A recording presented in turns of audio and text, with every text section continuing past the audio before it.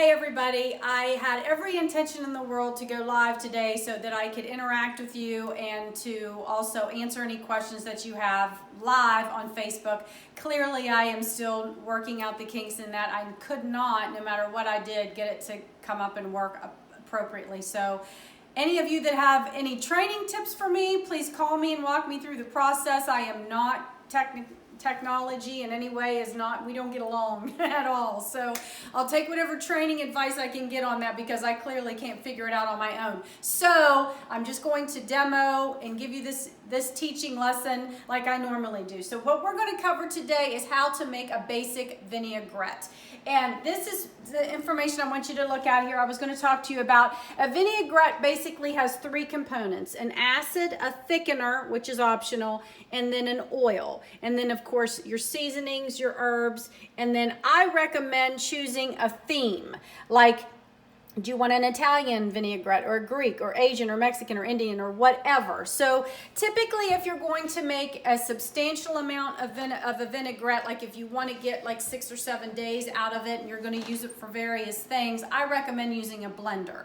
Because I make them so often, I just usually make them right on the spot. I usually don't make a lot of them unless I do intend to use them for other purposes. So here's the breakdown of this. When you're looking at an acid, you can typically use any vinegar on the market or any citrus. You know, oranges and limes can also be used, lemons, limes, which I'm out of, but any citrus can basically be used. We use a lot of apple cider vinegar here. This is red wine, balsamic dark, balsamic white. There's also rice vinegar, there's champagne vinegar. There's all different types of vinegars that you can use as your acid. Now the ratio is typically 1/4 of a cup of acid to 3/4 of a cup of oil, but I don't really subscribe to that so much because I like more of the tang of the vinegar. I don't like a lot of oil. I think it weighs the dressing, I think it weighs the lettuces down and just kind of makes them heavy. So I tend to go a little bit more on the acid and less on the oil. So these are your acid options, right? Your vinegars and or your citrus. Your thickener, if you like a thickened type of vinaigrette, you can use a Dijon mustard. Tahini makes a good thickener. You can also, if you want, or any nut butter, you could use, you know, peanut butter if you're going for an Asian theme, almond butter. Now, if you want a creamier style thickener to where you want more of a ranch type of a dressing, you're going to want to venture into using things like mayonnaise and sour cream and yogurt and things of that nature. You can also thicken with avocado. Again, that's where you have to have a blender. And you can also thicken with things like roasted carrots. I have a roasted carrot ginger vinaigrette that is out of this world. But again, you have to have a blender to use those. Now, your oils, again, could be anything. This is a sesame oil I don't have very much of. I use that when I make a lot of Asian types of dressings. This is olive oil and this is safflower oil. Those are the typical oils that I use. You can also use coconut oil based on what you're dressing. And then your sweeteners, which I don't subscribe to. I don't care a whole lot for sweet dressings, but if you are somebody that enjoys a sweeter dressing, I'm going to recommend using something like a real maple syrup, an agave nectar, or raw honey, which I'm out of and can't get to the farmers markets right now, or even coconut sugar would be a healthier option for that. And then if you do try using a zest of citrus of some sort, I highly recommend that you also zest it because all of your nutrients and oils and a lot of the really deep depth of flavor is in the rind of the citrus. So you don't want to miss out on that. If you're going to use the citrus, use all of the citrus. So before I go into making anything, I want to talk to you about the various uses that you can use vinaigrettes for.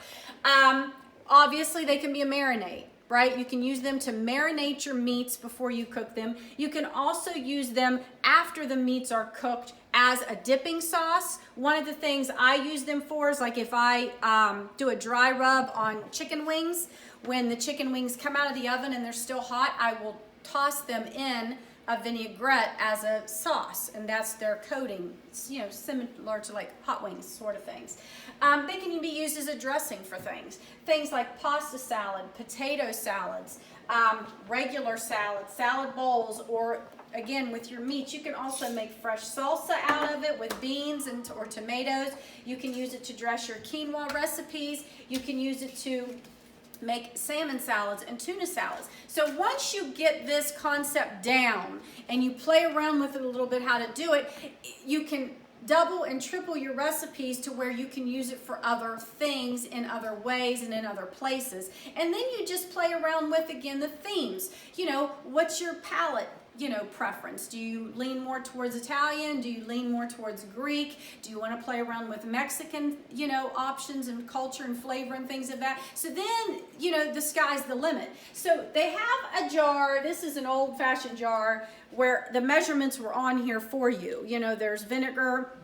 I think one of these is water, and I never add water to vinaigrettes.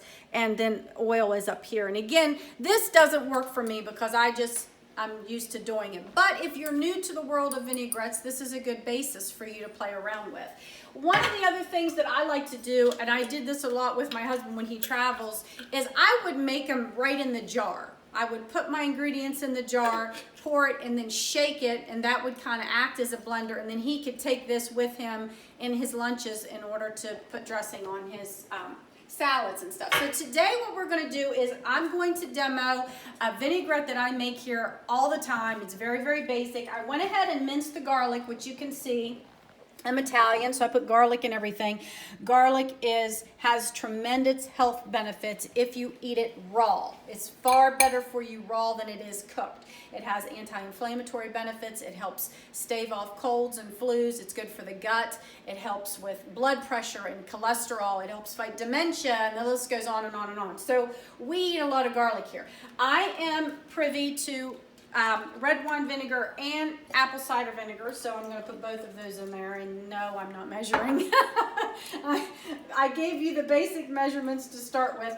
I always like to add my acid first to things, if you want to get a shot of this, Rick, because I think it helps dissolve and break down anything that you're putting in there. So I like to use a coarser Himalayan pink salt. I like salt. About 3 pinches, that's probably a teaspoon, and then some freshly cracked black pepper. And then, you know, again, because I'm Italian, my go-to here is typically some parsley. I don't have fresh, so I'm going to throw some dried in there, maybe about a teaspoon. This is cilantro. I like cilantro. I know that's not really Italian, but I like it. And then I'm almost out of basil, but I'll put a little bit of that in there. So then all you really have to do is start to whisk this together just to kind of get the acid to break down the salt and the garlic a little bit. And then I use a little bit of both olive oil because it is heavier and stronger in flavor, and my safflower oil. And this is what you just call emulsifying, where the blender does this part for you. You just literally throw everything in the blender, NutriBullet, and it does this for you. And the best thing that you can do is really taste it, you know, to see, is it tart enough? Is it too tart? Do I need to add more oil? Do I need to add more flavoring? And really, the longer it sits, the better it gets. So if you wanted to thicken this, which I'll go ahead and show you just for today, just put like a teaspoon of the Dijon in there, and you just whisk it around. You could, you know, a lot of people would add honey to this. I'm not privy on sugar, so I would omit the honey, but you could add some Dijon in there and a little bit of honey to sweeten it up and thicken it up a little bit. So then you just let that sit. Again, you're going to want to taste it before you use it, and then you could use this to dress. I would typically use this type of a dressing on my regular salads that I make during the week, or even if I have like a quinoa dish with some chopped up vegetables, throw this on there and toss it together. I typically add a fresh zested lime to it when I make it rather than the Dijon. But you have some great options with vinaigrettes and a lot of variety. You don't have to stick with the same old thing. I know some people that just will not try anything other than ranch on their salads, and you're missing out. I found a website yesterday that Had a lot of really great ways to make different types of vinaigrettes. Very, very basic. You just really want to experiment. If you want to get a shot with this, you want to experiment with a lot of different herbs and spices. And that's where you get into your variations. That's where you get into getting things in different flavors. You know, you can use like dill and horseradish go good together. If you don't want to use fresh garlic, you can always use the dried garlic. Coriander, that's a nice addition to different flavor palettes and things like that. If you want to make it spicy, Mexican, you get into paprika, turmeric, things like that. So just play around with it. I'm sorry, guys, that I could not get the live to work. If you still have any questions, please let me know. I'll gladly answer the questions, and I'll also post the website to give you guys some resources of places to go and try. And please give this a try. You got plenty of time to do it. It's not hard at all, and you'll like it. You'll be glad you did. One last thing, one last sneak peek I want to give you at my bone broth. Today's my last day for it. Here, I think it's only got 2 hours left and it's done. A couple hours left, it's done. You can see it's changing in color. It's very, very dark. I did have to add some water to it this morning when I got up. I'm going to strain the bones out of that here in a few hours, and I'm going to put the liquid in some jars, let them cool, stick them in the freezer, and I'll be good for a while to go with bone broth. Thanks for tuning in, everybody.